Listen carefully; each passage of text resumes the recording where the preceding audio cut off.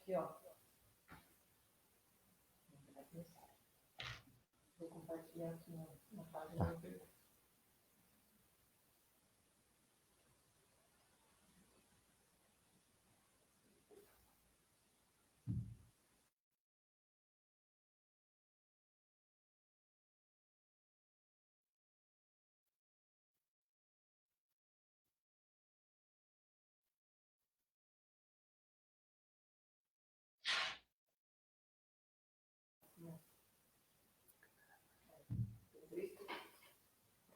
Olá, bom dia, sejam muito bem-vindos. Nós já vamos dar início em seguida ao nosso bate-papo, à nossa entrevista, ao nosso tema de hoje.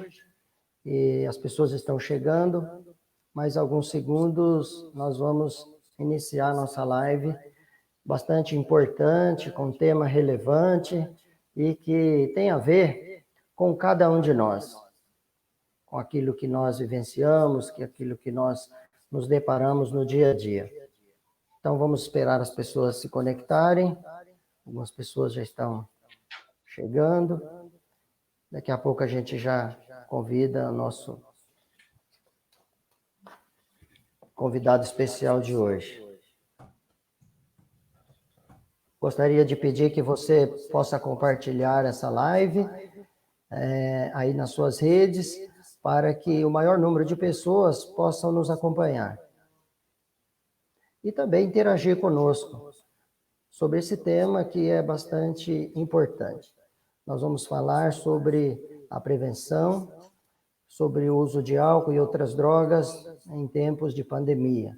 Nesse período, nós somos convidados a refletir, a se reinventar, a procurar atuar de uma forma diferente e fazer com que o trabalho ele possa permanecer e que nós possamos, enquanto agentes públicos, políticos, como pessoas, como liderança, como membros de uma comunidade, de uma família, fazer ações que possam fortalecer a família, fortalecer a sociedade, fazer com que nós possamos nos organizar e trazer uma contribuição maior. Bem-vinda, Esmeralda, Edson Sabino, todos aqueles que estão chegando.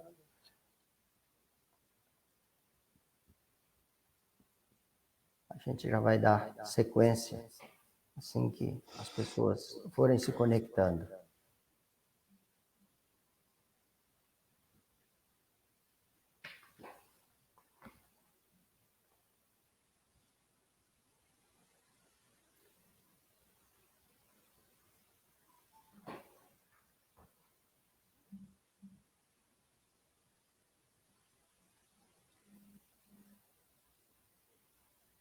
Isso, bastante gente chegando, e assim nós já vamos dando sequência.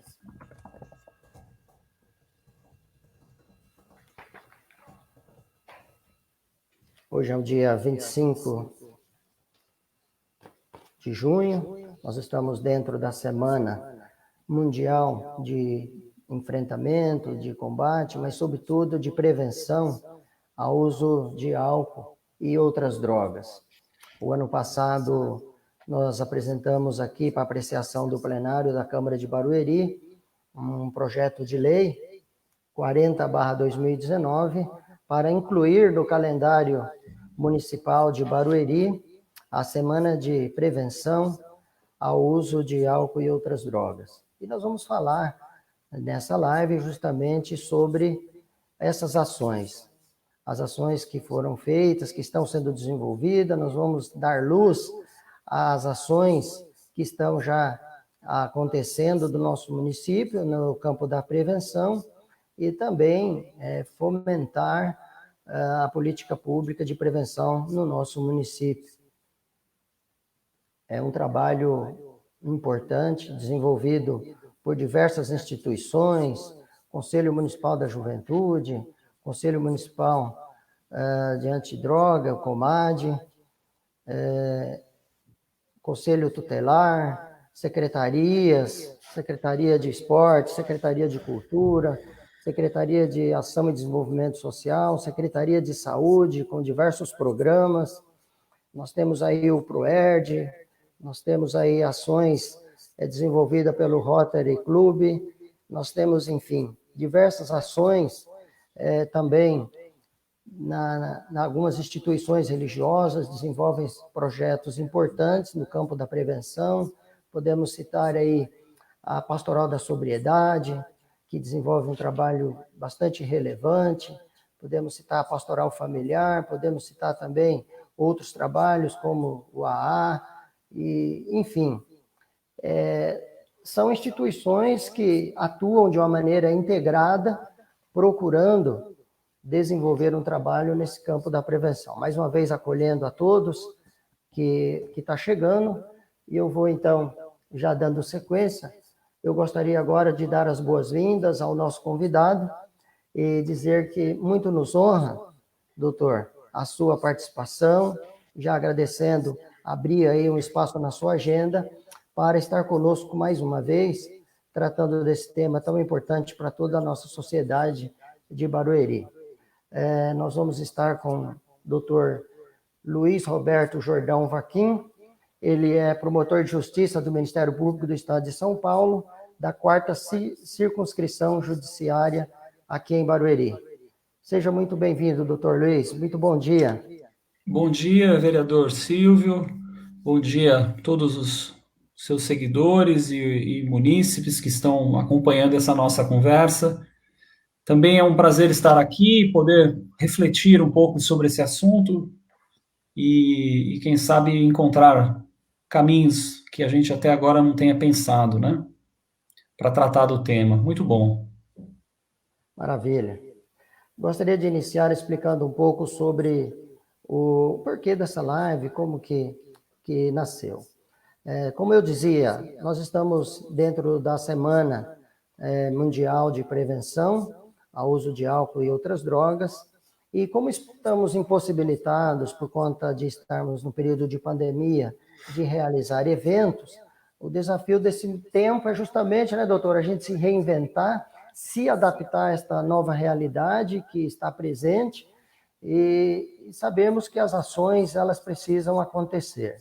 Então, a ideia dessa live é justamente trazer aqui luz a todas essas ações que estão acontecendo e também a oportunidade de nós interagirmos com as pessoas que estão conosco na nossa página, e eu queria reforçar o pedido aí para que as pessoas possam compartilhar e interagir conosco, para que nós possamos nos debruçar sobre esse tema e assim buscar, como o senhor bem disse, caminhos aí que possam apontar para uma realidade mais, com uma perspectiva melhor para essa realidade.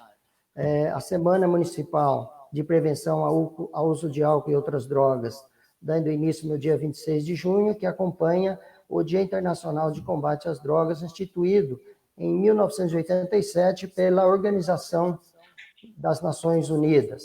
Ao longo desta semana, seriam apresentadas várias ações de prevenção ao álcool e outras drogas, bem como números do município e projetos que visam este objetivo.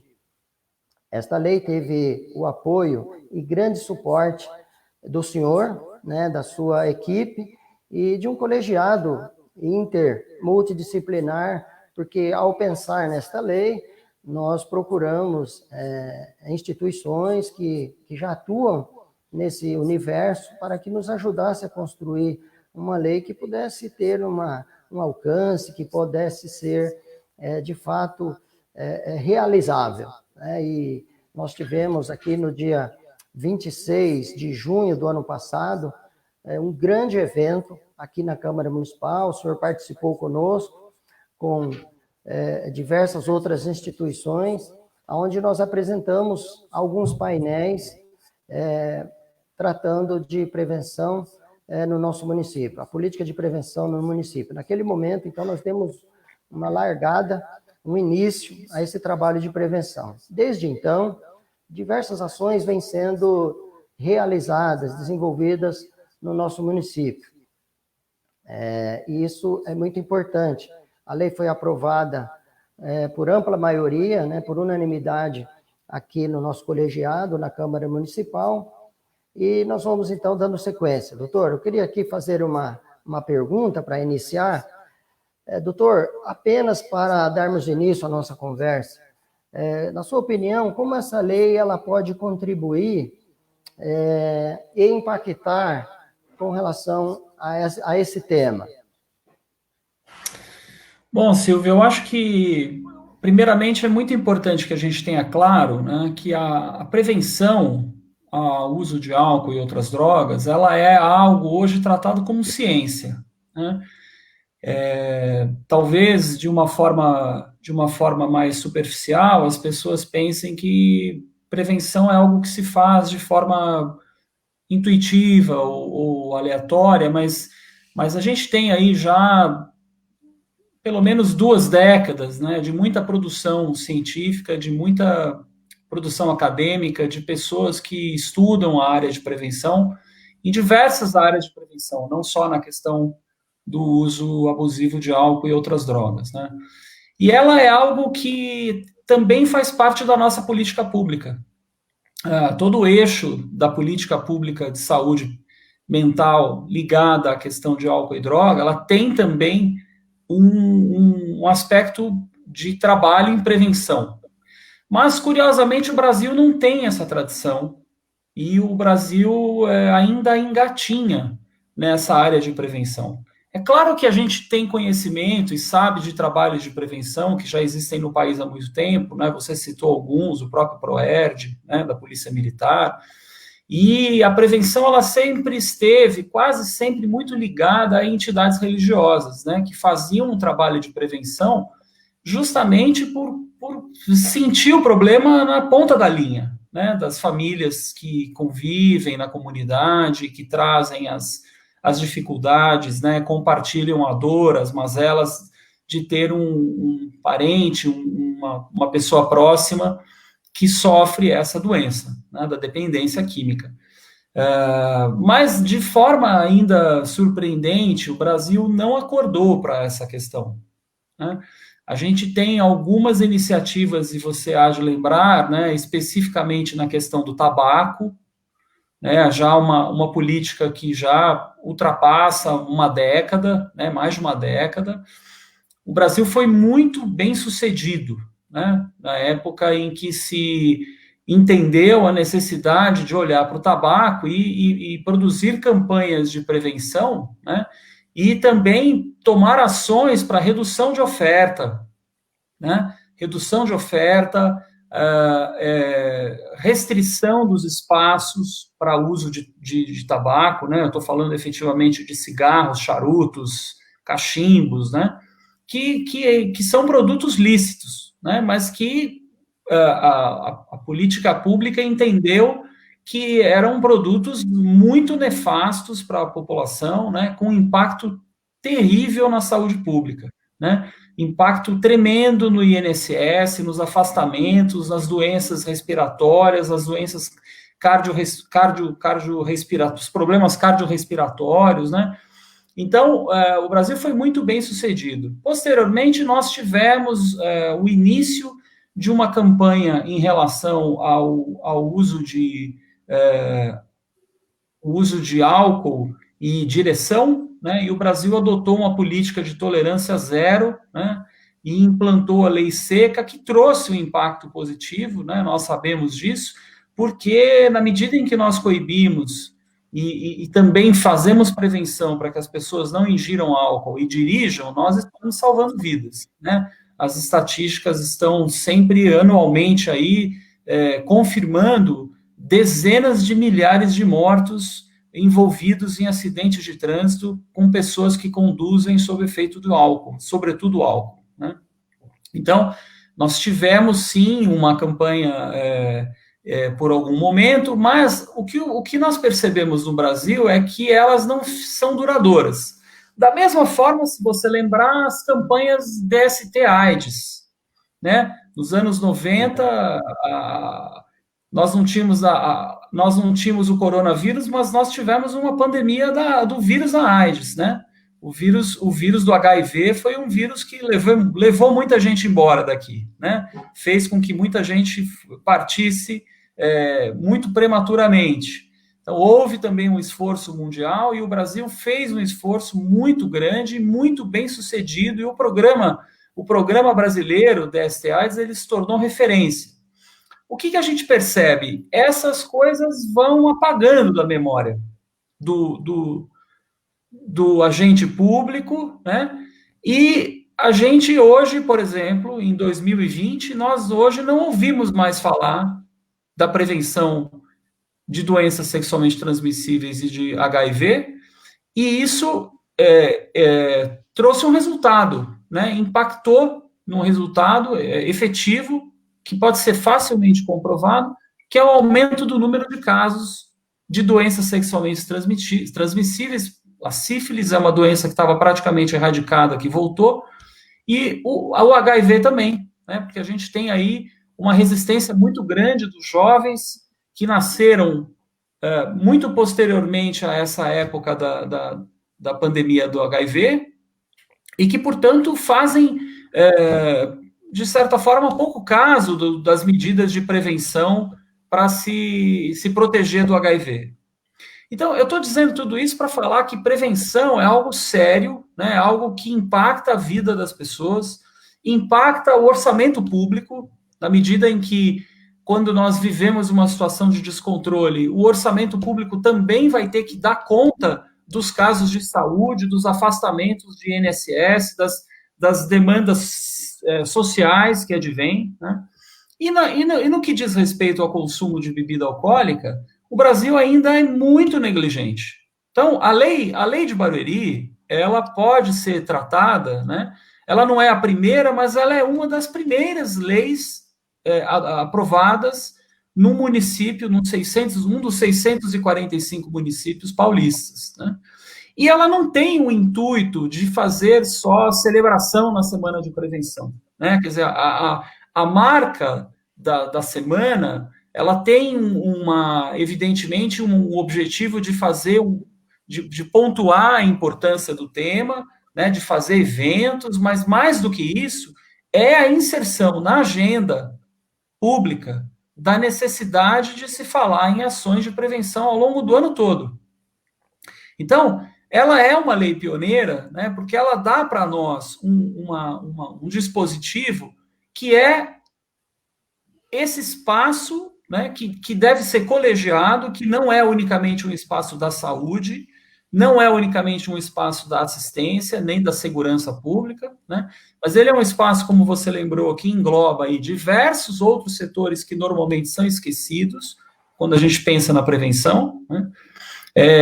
E ele deve definir uma agenda de trabalho, né? Eu diria que assim, o grande desafio que nós temos do ano passado para cá é definir uma agenda de trabalho que nós tenhamos na sua agenda de vereador, na minha de promotor, dos secretários, né? Até mesmo do próprio prefeito de Barueri, um trabalho contínuo de prevenção. Então, isso é o mais difícil. Mas o primeiro passo foi dado, né? E eu acho que a gente tem já que celebrar isso. Sem dúvida. O senhor colocou algo muito importante.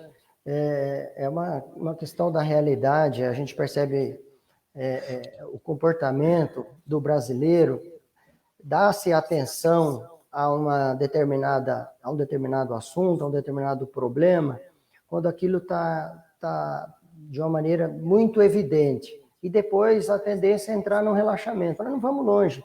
Nesse período de pandemia, que está se estendendo um pouco mais do que se esperava, mesmo com os números altos da curva ainda que está ascendente, a gente percebe um relaxamento no comportamento das pessoas. E não é o momento de relaxamento. E o senhor falava bem sobre essas questões das campanhas de prevenção, em alguns momentos foram muito fortes, e de repente cai no esquecimento, diante de outras demandas, dá-se atenção a outros assuntos, e de repente esquece que essa prevenção, ela deve ser contínua, deve ser um trabalho continuado, justamente por conta desse relaxamento natural que está no comportamento do ser humano. mas é muito importante tudo isso que foi colocado. E o nosso papel aqui, de fato, é lembrar para toda a sociedade e ajudar nessa articulação desses diversos serviços, instituições que estão envolvidas nesse trabalho, que não pode parar, né? Que a prevenção ela não pode ficar nesta semana, não pode ficar nesse mês, num evento ou outro isolado, mas ela deve ser continuada, uma ação contínua que possa realmente fazer com que esse efeito do avanço do álcool e da droga nas nossas famílias, ele possa ser diminuído e vai depender do esforço de cada um de nós. Então, fica aqui o nosso pedido também para que todos se envolvam nessa causa e nos ajude nesse trabalho de prevenção. Doutor, uma outra questão, o senhor falou aí do álcool, que é um problema, é uma droga lícita, e infelizmente está avançando, as pessoas numa idade cada vez mais jovem, mas iniciam cada vez mais cedo o uso de álcool, enfim. E como que esse início, como esse uso do álcool, ele pode abrir portas para outras experiências, para o uso de outras drogas. Como é que o senhor vê isso? Bom, a gente tem diversos estudos, né, que mostram claramente que a experimentação precoce, né, o uso precoce de álcool, ele aumenta sensivelmente o risco de que esse jovem, na vida adulta, se torne um dependente, né?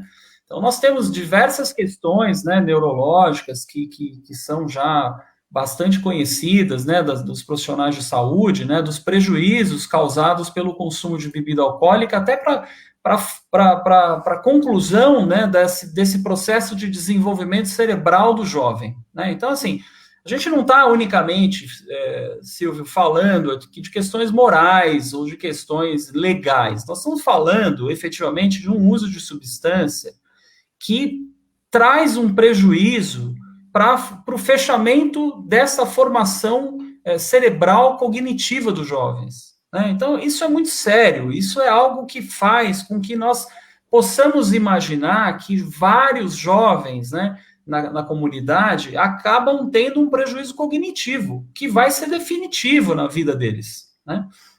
Então, isso é seríssimo, né?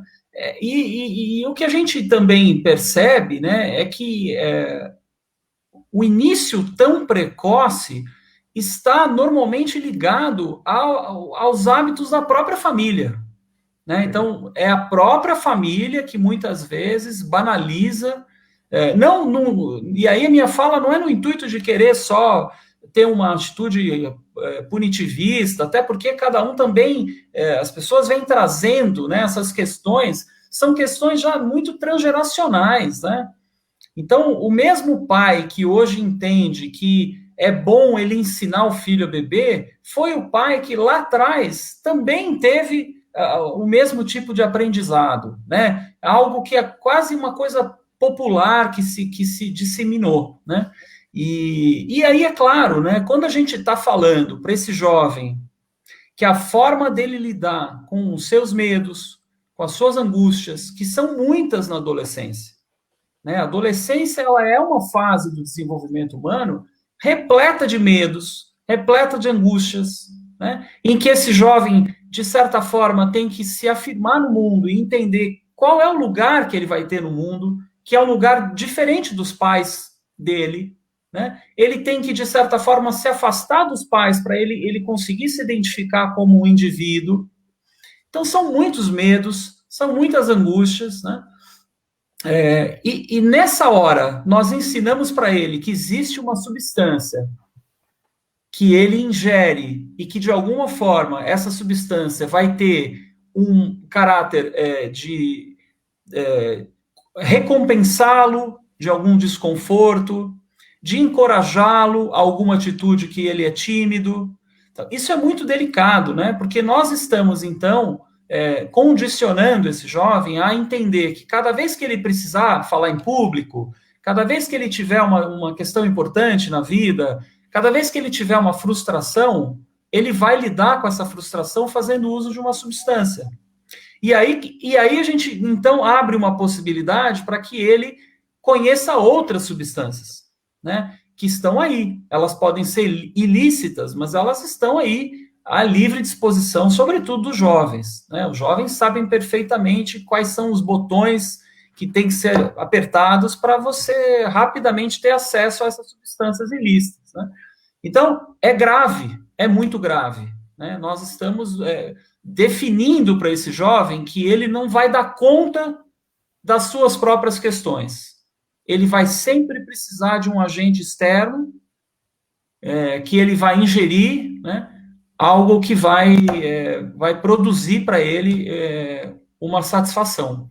Porque, em síntese, é isso, né, Silvio? Ninguém faz uso de droga para sofrer, né? O indivíduo que fez essa escolha e começou a fazer uso, ele não está fazendo isso porque ele quer sofrer. Ele está fazendo isso porque ele quer substituir um desprazer, ele quer encontrar uma satisfação que ele não consegue, ele quer conseguir realizar alguma coisa que não está dentro daquilo que ele vê que é possível.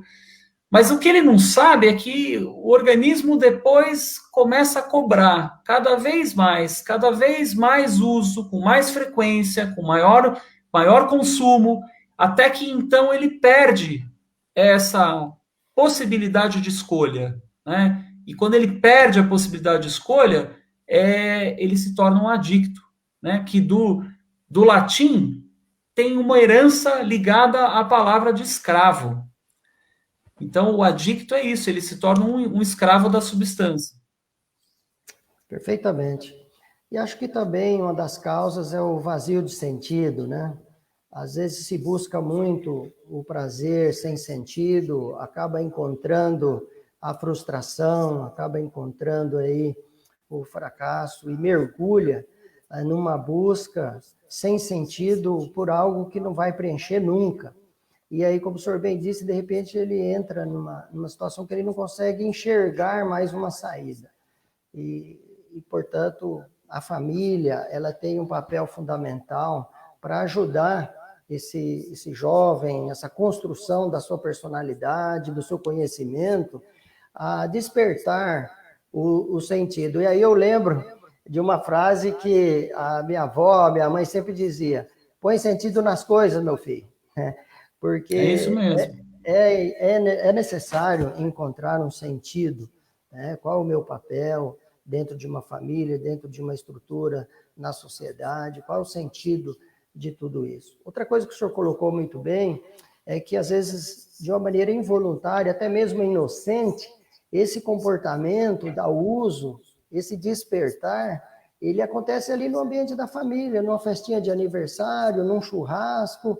Ali tem as primeiras experiências, às vezes a criança até mesmo tem o primeiro contato com o álcool num ambiente de festa, celebrativo, inocente, e ali vê os adultos usarem de uma maneira tão livre e que parece tão bom, e às vezes é oferecido de uma maneira inocente, precipitada a essa criança, e ali, queira ou não, é um despertar, né?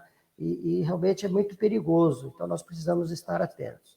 Doutor, queria aqui citar algumas participações importantes e a gente também dá a oportunidade de ouvir as pessoas e ver, tem algumas pessoas perguntando aqui, por exemplo, o Ezequias Ribeiro, que tem um trabalho... Companheiro.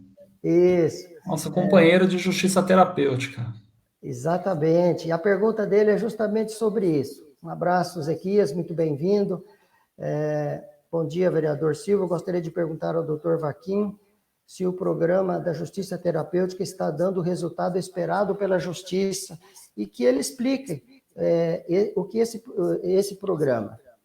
É uma oportunidade que o Zeca está dando para a gente e eu fico feliz de poder falar. Esse trabalho de justiça terapêutica, ele dá muito resultado, né?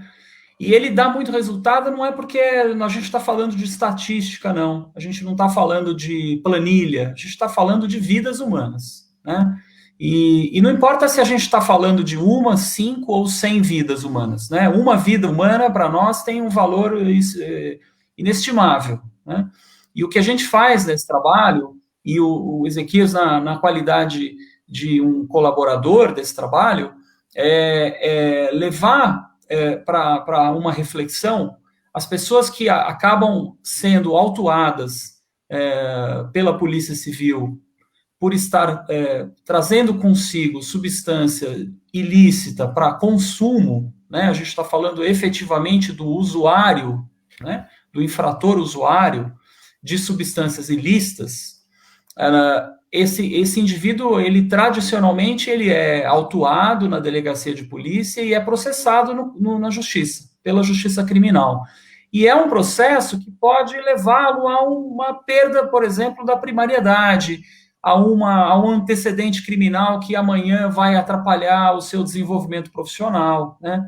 E o que nós almejamos com esse trabalho é fazer com que este indivíduo tenha uma oportunidade na justiça de ter contato com profissionais e com pessoas que têm uma boa vivência nessa questão do tratamento e da prevenção ao uso de álcool e outras drogas, para que ele possa fazer uma reflexão, para que ele possa se engajar num programa de comparecimento, ou a grupos de mútua ajuda, ou a comparecimento a reuniões que o CAPS Álcool e Droga promove em Barueri, que é o equipamento de saúde mental, para que ele possa refletir e discutir qual é a ligação que ele tem com o uso de substância, né? Por que esse indivíduo precisa se colocar em risco, frequentar lugares que normalmente são lugares que tem aí um apelo de violência, que são os pontos de venda de droga, se colocar em risco de ser autuado,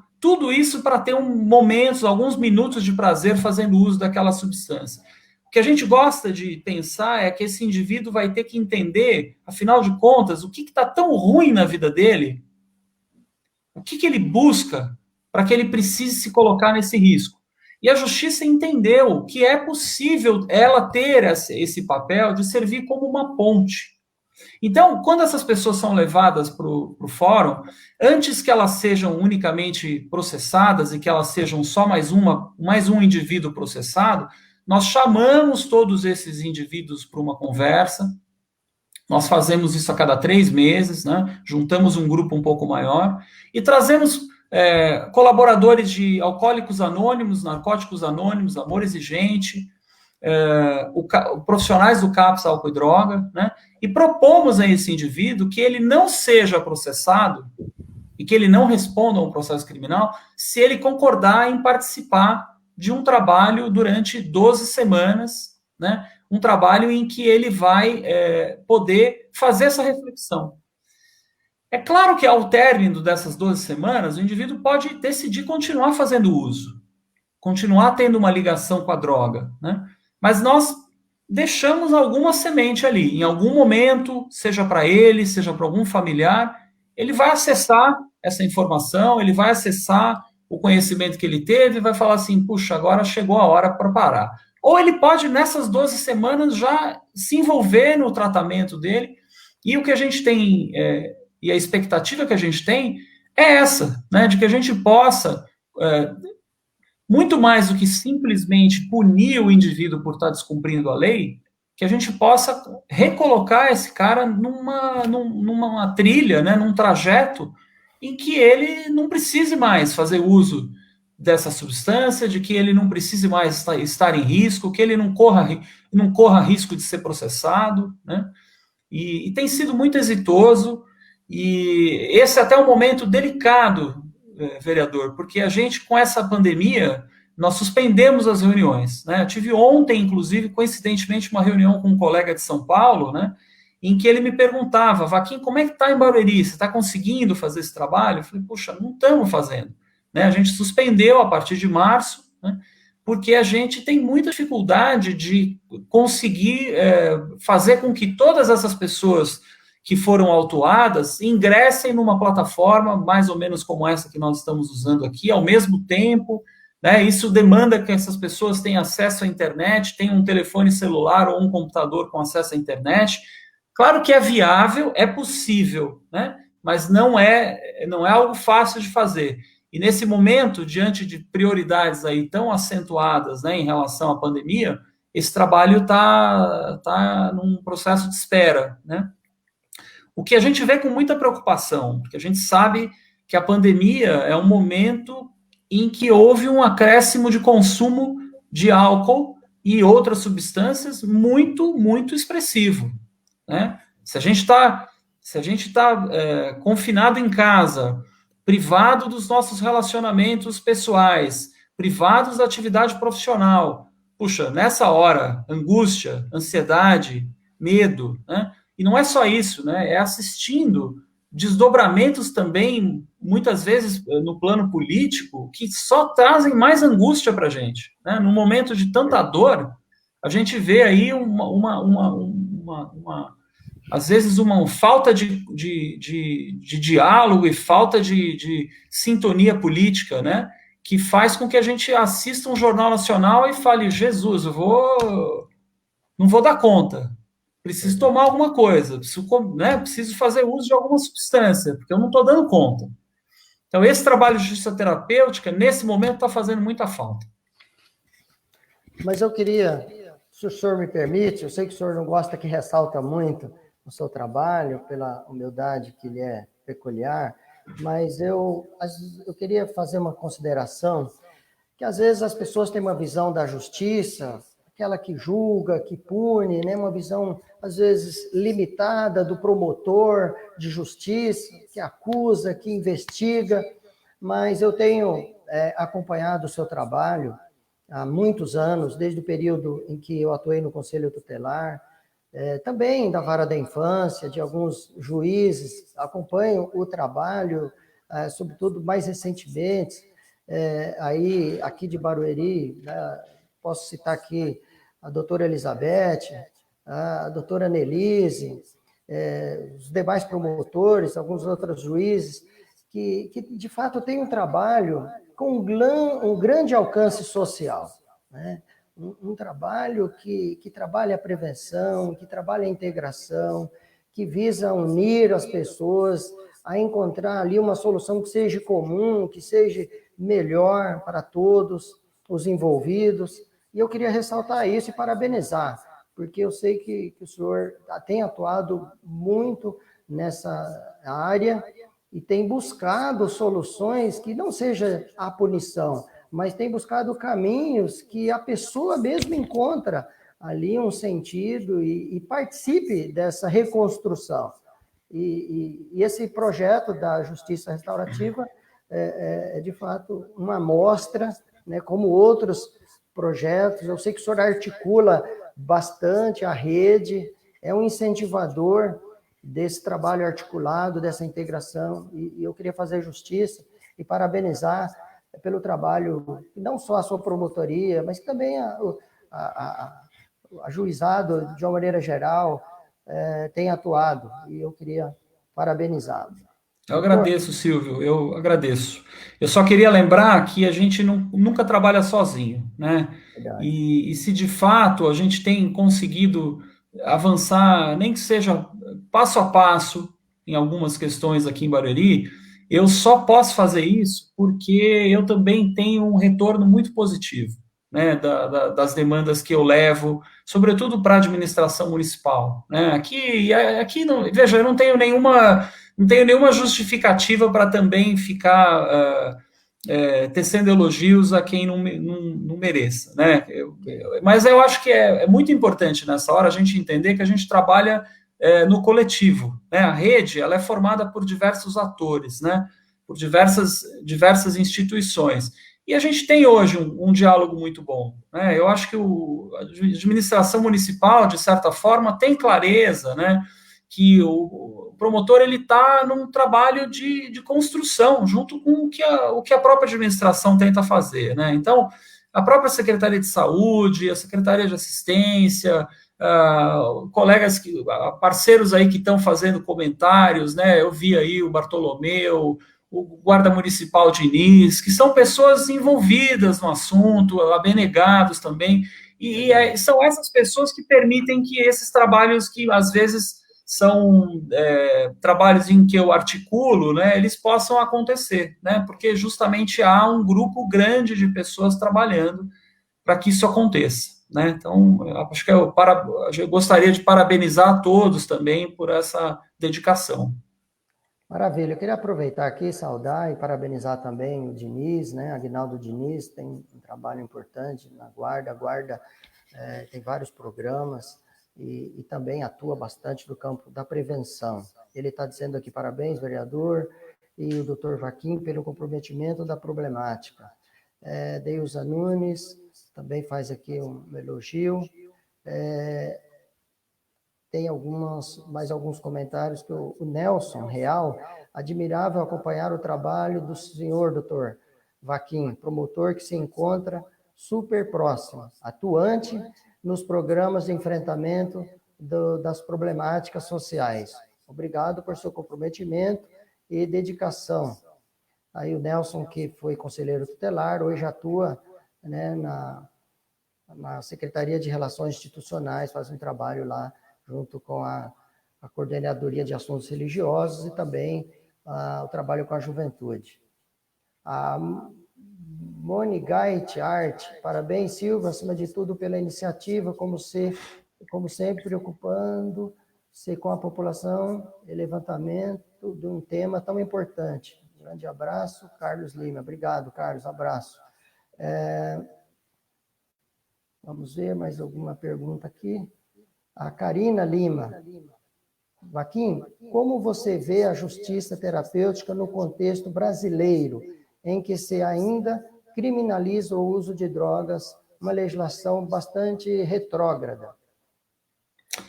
Eu acho que essa é uma questão que em algum momento a gente vai ter que enfrentar, né? Acho que agora a gente está com tantas outras questões tão importantes, mas essa é também uma questão muito importante, né?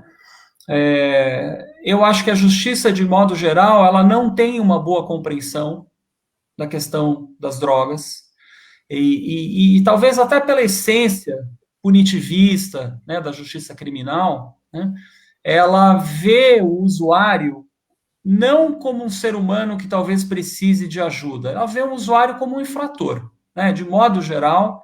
Quando ela me pergunta no plano nacional, eu não tenho como dizer que é diferente, né? Quer dizer, há de fato uma compreensão de que o usuário, ele é um infrator e, portanto, ele tem que ser punido, né? Ocorre que eu acho que a gente precisa procurar atravessar o nosso olhar além da infração e procurar encontrar o ser humano, né? Então, acho que a ideia da justiça terapêutica, né, e de tantos promotores e juízes que têm trabalhado com esse propósito, e também a OAB, é importante ressaltar, a OAB de Barueri é uma grande parceira nesse trabalho aqui, né? Nunca houve nenhuma objeção, pelo contrário, nós só contamos com a colaboração da OAB, né? Mas eu acho que no plano nacional a gente não tem ainda essa clareza, existe ainda uma compreensão de que o usuário tem que ser punido, né?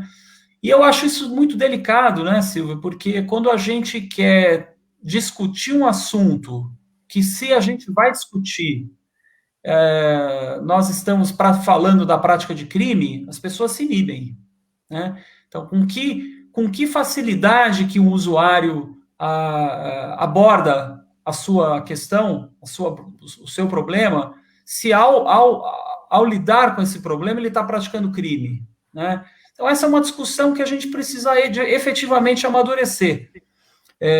Eu não tenho nenhuma posição definida, né, em relação a isso, e acho que existem posições defensáveis aí em diversos saberes, né? Mas o que eu acredito efetivamente o usuário ele não pode ser punido. O usuário ele precisa ser olhado para suas demandas e ele, se necessário for, ele tem que ser tratado, né? Ele tem que ser encaminhado para tratamento. Eu não acredito que a gente avance e também não acho que a punição ao usuário é um sinal de prevenção, né? Se a gente pensar o que se consome, o que se consumiu de droga na segunda metade do século XX para cá, né? a partir do recrudescimento da legislação penal, nós deveríamos pensar que essa punição ela deveria levar a um resultado que é o resultado de diminuição do consumo. E não é isso que nós vemos. Então, essa punição, ela não é protetiva. Não é isso que faz o seu filho estar livre do uso de drogas. Não é a punição, né? Porque a juventude, sobretudo, de certa forma, banaliza essa punição hoje. Então, a gente tem que amadurecer esse discurso, né? Acho que cada um de nós tem que descer um pouco das suas certezas, sair dos pedestais aí repletos de convicções e certezas e vamos ver o que está acontecendo no mundo, né? Vamos ver as experiências que estão sendo realizadas, né? A gente tem hoje aí inúmeros países da Europa, Canadá, um país inteiro como o Canadá, que é um país gigantesco, em vários estados americanos. O que está acontecendo lá?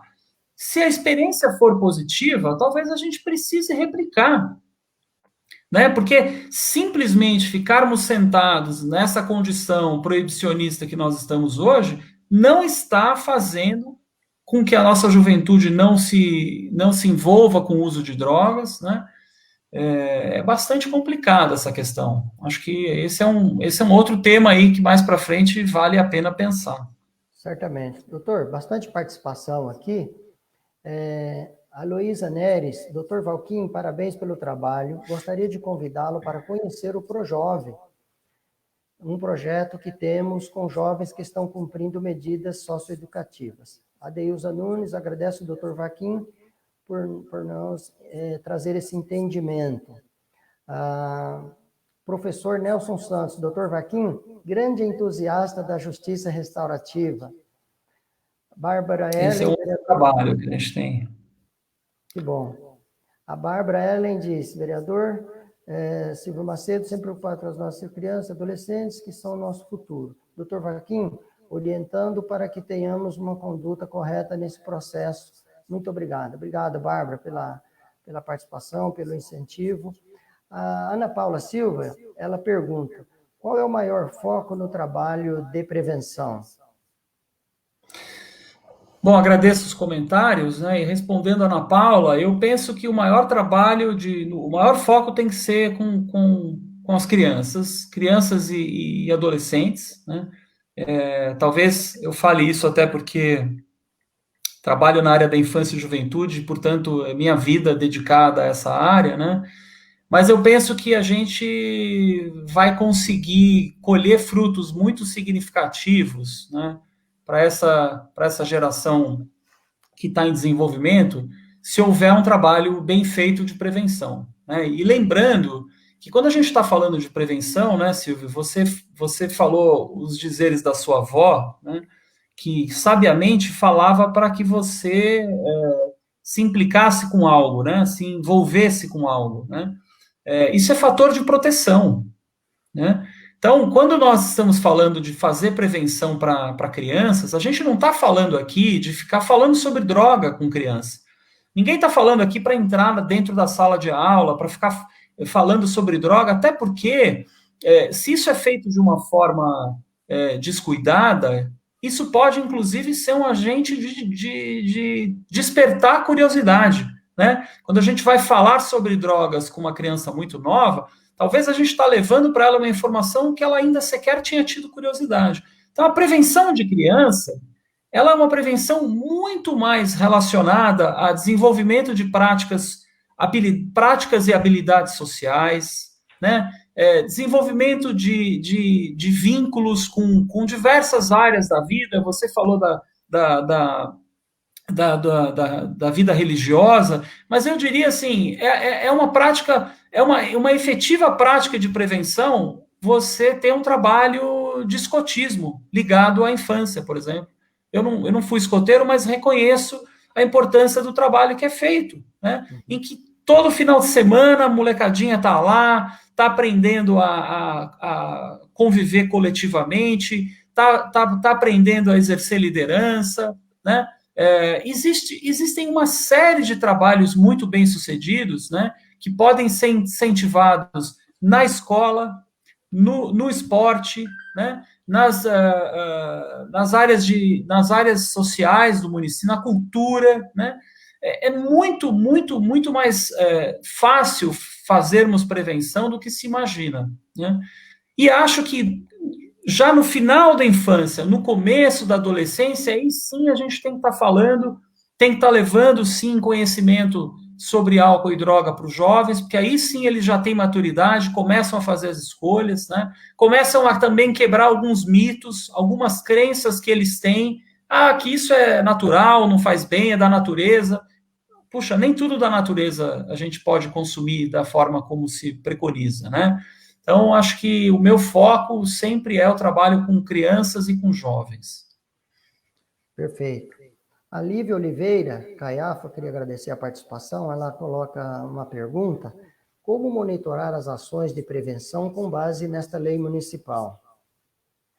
Essa lei municipal, ela teve uma previsão, né, que eu acho que dá para nós esse dispositivo, né, que o município, por meio do prefeito de Barueri, constituir uma comissão composta por profissionais de diversas áreas para discutir as ações de prevenção ao longo do ano. Então, se nós conseguirmos inserir na agenda de diversos representantes das diversas áreas da prefeitura, um trabalho de avaliação das nossas demandas, né? Quase um diagnóstico das nossas demandas, de quais são as nossas necessidades, quais teriam que ser os focos de prevenção, né? Aí sim a gente consegue ter um monitoramento. O monitoramento, ele é uma chave de sucesso do trabalho de prevenção, né? O trabalho de prevenção que não é monitorado, ele é perigoso, né? Porque a gente pode achar que está fazendo um bom trabalho, achar que tem uma ação efetiva, e na verdade a gente não tem, né? Quando eu disse há pouco, né, que quando a gente pensa em prevenção para crianças pequenas, a gente pensa em ações que, muito pelo contrário, não falam em droga, falam em saúde, né? Promoção de saúde é ação de prevenção. De que forma que a gente monitora? Aí eu acho que a gente precisaria, de fato, aqui em Barueri, né, nessa comissão, se valer de apoio científico, né, ou tentar parcerias com universidades da região, com faculdades que se interessem em fazer esse trabalho, se interessem em planilhar dados, né, para que a gente possa ter claro que as ações estão caminhando positivamente. É fácil? Perfeito. Não é fácil, Silvio, mas é possível. Barueri consegue fazer se quiser, né? Perfeito. Bartolomeu Luiz Oliveira, doutor Vaquim, como essa lei, quanto conseguimos avançar e qual o nível ideal satisfatório? Eu queria, antes de o senhor responder essa pergunta, agradecer aqui ao Bartô, um grande parceiro, nos ajudou na articulação, na elaboração desta lei, ele que preside o Conselho Municipal da Juventude. Mas eu queria fazer alguns comentários sobre as ações de prevenção. Mesmo nesse tempo, parece que muita coisa está parada, mas eu queria aqui trazer algumas informações sobre algumas ações que está sendo feito nesse tempo, né?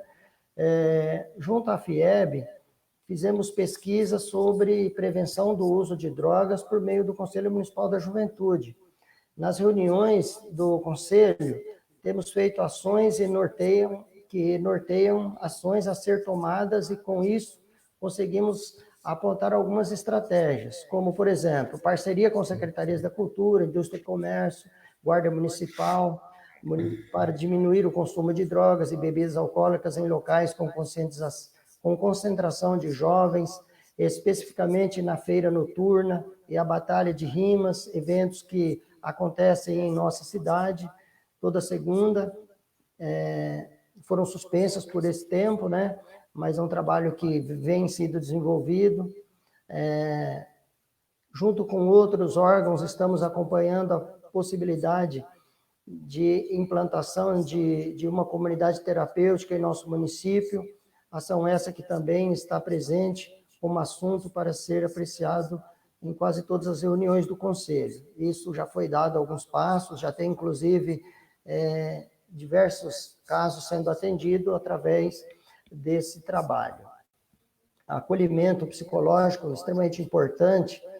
O Conselho traz uma fala aqui acerca disso. A nossa equipe tem uma psicóloga que presta serviço todos os dias em nossa secretaria e temos feito acompanhamentos, e um deles é um trabalho com as famílias dependentes, que têm dependentes químicos no seu seio, auxiliando nas intenções e como trabalhar com o dependente no retorno ao lar.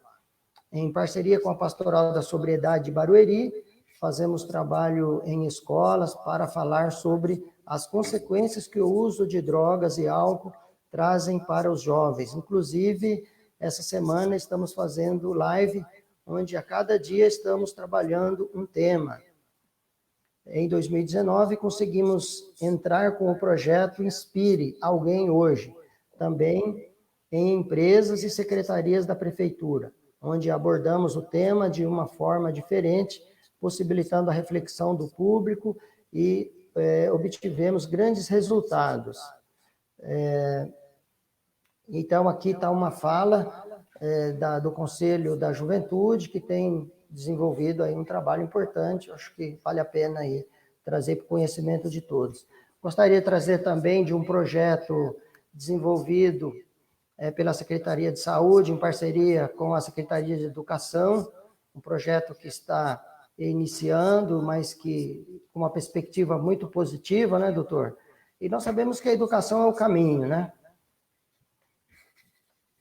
Eu não sei se o senhor já teve contato com esse projeto, mas é um projeto que está iniciando, e eu creio que vai dar muito resultado. Não, eu não tive ainda, e concordo com você que eu acho que a gente tem que efetivamente investir em educação, né? Acho que isso é algo que Barueri já faz bastante, né?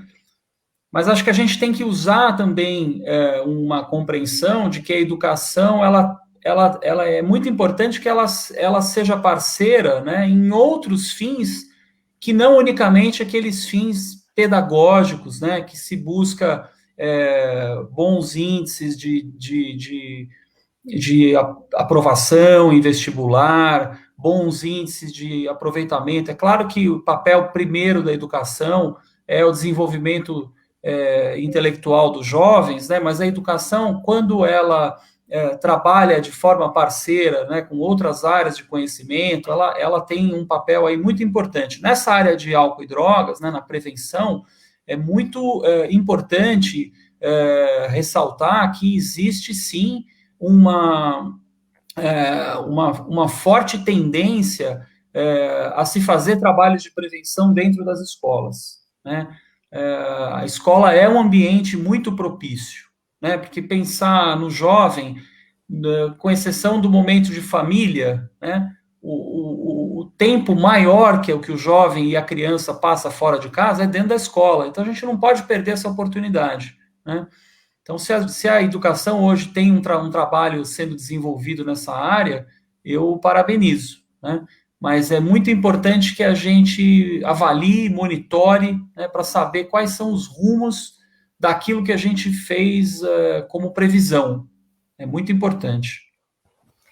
Muito bom. Queria lembrar também que o programa Rotário, o Rotary tem um programa, uma proposta de um trabalho, né, junto às escolas, um projeto importante e que eu acompanhei, inclusive visitei, junto com os representantes do Rotary, algumas escolas aqui, sobretudo do ensino médio, para trabalhar o projeto da adoção afetiva, um projeto importante e que tem alcançado bons resultados e, sobretudo, é um projeto que nós devemos incentivar e apoiar, porque trabalha com um público ali extremamente importante e sensível a tudo isso, que é os jovens, né, doutor?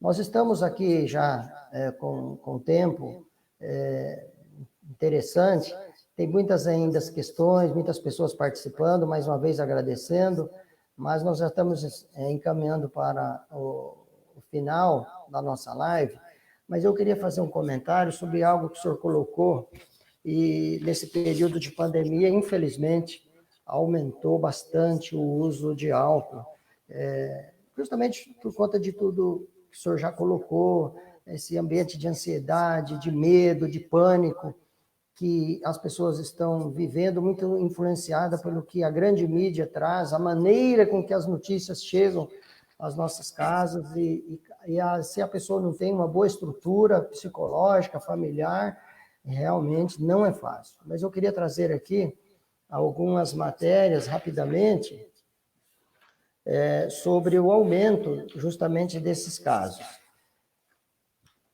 Rapidamente. Em meio à pandemia, aumenta o consumo de bebidas alcoólicas. Distribuidoras e lojas de conveniência registram alta na venda de álcool. Para a psicóloga, há riscos no hábito, ou seja, de que isso se torne um hábito, né? Uma grande preocupação. A venda de bebidas alcoólicas aumentou durante a pandemia do novo coronavírus no Brasil, segundo uma pesquisa feita pela ABAD, Associação Brasileira de Estudos do Álcool e Outras Drogas.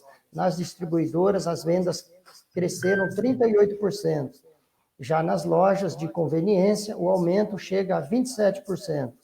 Segundo a psicóloga Renata Brasil Araújo, presidente da Associação Brasileira de Estudos do Álcool e Outras Drogas, o aumento se deve porque a bebida traz uma sensação de relaxamento. Mas o consumo pode trazer reflexos negativos, sem dúvida nenhuma. Só uma amostra aqui, né, doutor? Se você me permite, Silvio, veja como é interessante, né? De fato, o consumo de bebida alcoólica provoca, num momento seguinte ao consumo, né, uma sensação de relaxamento, até uma sonolência, né? E as pessoas têm usado o consumo de bebida alcoólica, sobretudo à noite, né, na hora que já desempenharam aí as tarefas domésticas, as tarefas profissionais, né, das pessoas que estão trabalhando em casa, ela se permite, fala assim, puxa, agora eu vou tomar uma taça de alguma coisa, um copo de bebida e vou dormir melhor, né? Lê do engano, né? Porque essa sensação de relaxamento, ela se dá num primeiro momento, né? E posteriormente o que está acontecendo é que as pessoas estão dormindo mal, porque o álcool ele vai impedir que a gente consiga alcançar camadas de sono, né, que são as etapas do sono mais profundas, que são etapas fundamentais para nós nos sentirmos revigorados. O álcool ele atrapalha o nosso sono. Se num primeiro momento ele traz uma sonolência, num segundo momento ele impede que o nosso sono chegue a camadas mais profundas, né? E isso faz com que as pessoas durmam mal, acordem cansadas, acordem à noite para ir ao banheiro, porque o álcool faz com que as pessoas tenham que ir ao banheiro, né? E isso tem provocado uma espiral de problemas, porque se no dia seguinte ele está cansado, ele tá se sentindo desvitalizado, isso só aumenta o problema, né? E um sono sem qualidade, né? Um sono sem qualidade. Bom, doutor, só para a gente citar mais algumas participações aqui, Shirlene Ramos, o projeto do Rotary contra as drogas, em parceria com a PM, cuja importância é vital para a sociedade na busca da ajuda às pessoas que querem sair desta terrível realidade. Osmar Sérgio Júnior, verdade, muito bem colocado.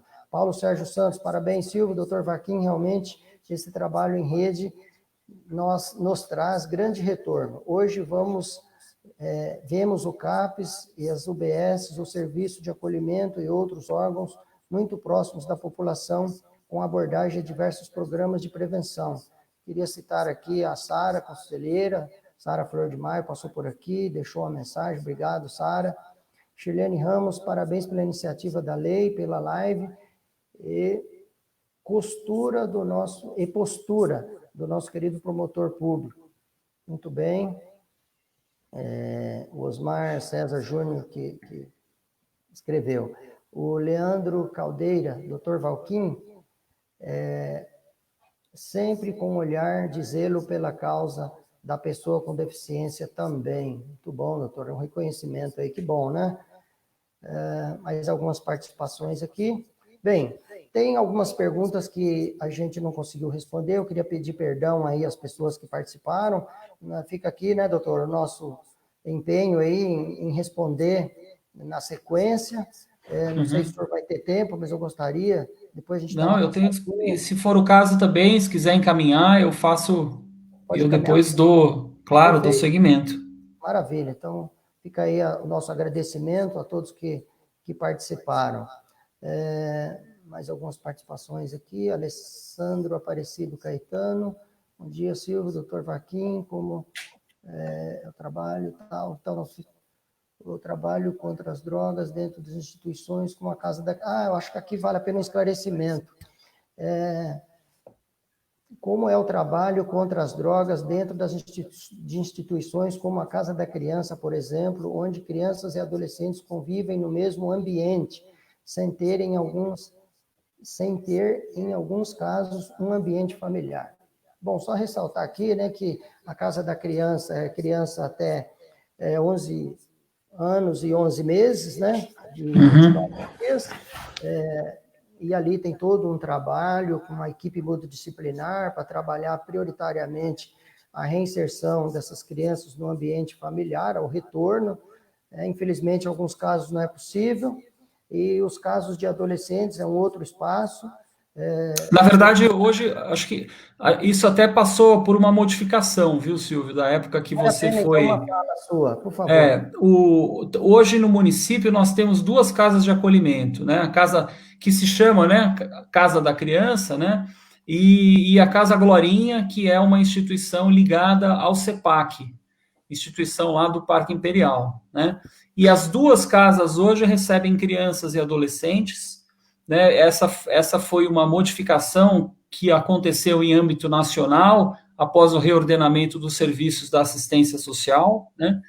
E acho que a pergunta é uma pergunta muito pertinente. Ela não é um trabalho fácil, né? Porque as casas elas normalmente trabalham com a sua lotação praticamente repleta, né? Eles são serviços para 20 acolhidos e normalmente nós estamos sempre próximos desse número. Em alguns momentos nós já tivemos até com mais do que 20 jovens, crianças e adolescentes, né?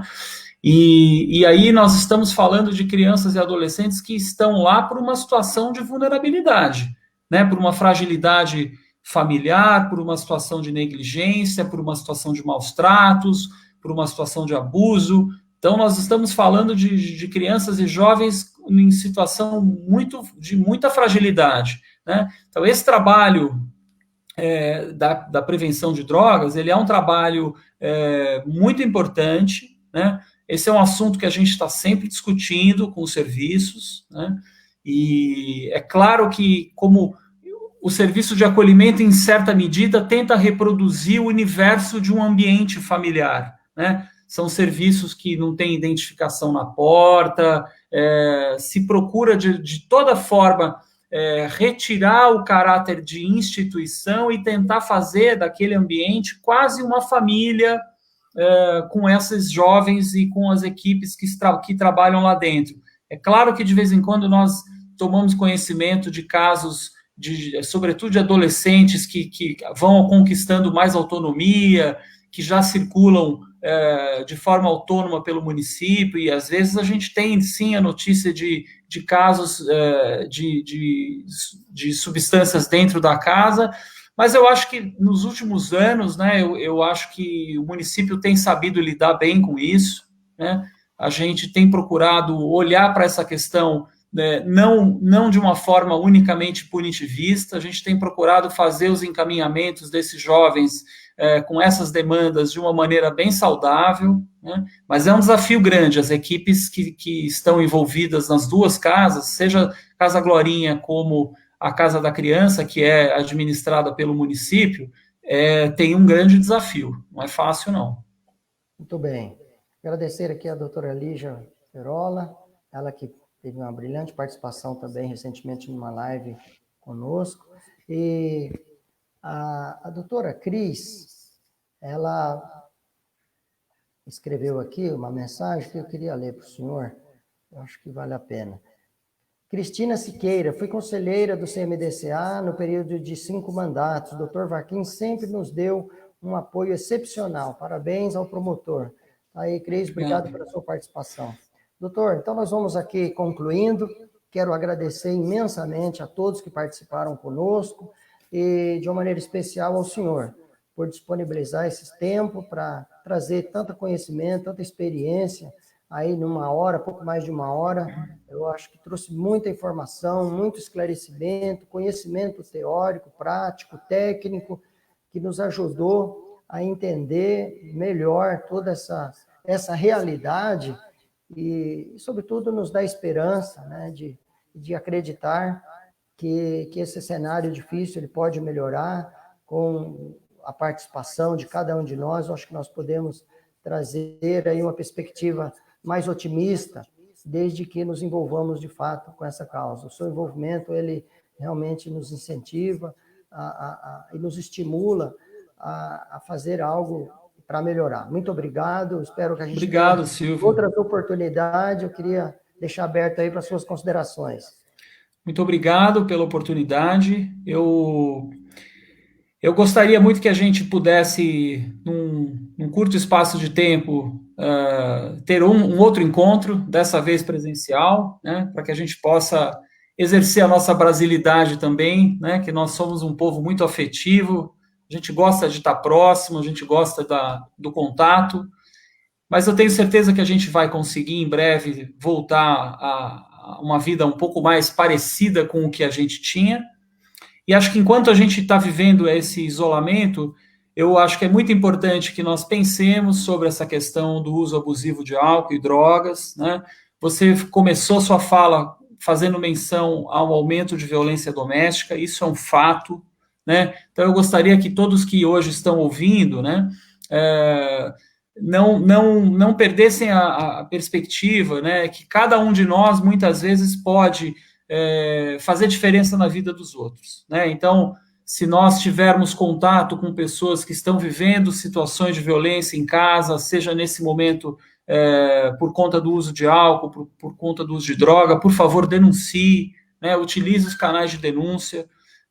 O que a gente sabe hoje houve um aumento de violência doméstica, houve um aumento de violência contra a criança, então a gente precisa que as pessoas se impliquem, né? Aquela velha frase, em briga de marido e mulher não se mete a colher, não é verdade. A gente, quando sabe que um parente, que um vizinho, que um conhecido está sofrendo uma situação de violência, de opressão, a gente tem que procurar os canais devidos, existem esses canais, e a gente sabe perfeitamente que, neste momento, isso é muito ocasionado pelo consumo excessivo de álcool. Então, acho que é algo importante que fique na reflexão da gente, que fique na nossa ideia, a necessidade que nós nos envolvamos com as questões do próximo, né, do nosso vizinho, do nosso conhecido, do nosso parente, e o Ministério Público de Barueri está à disposição também, trabalhando em casa, mas trabalhando intensamente.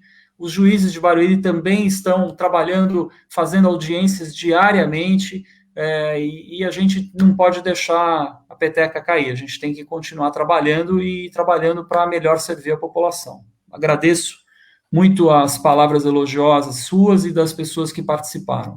Muito obrigado.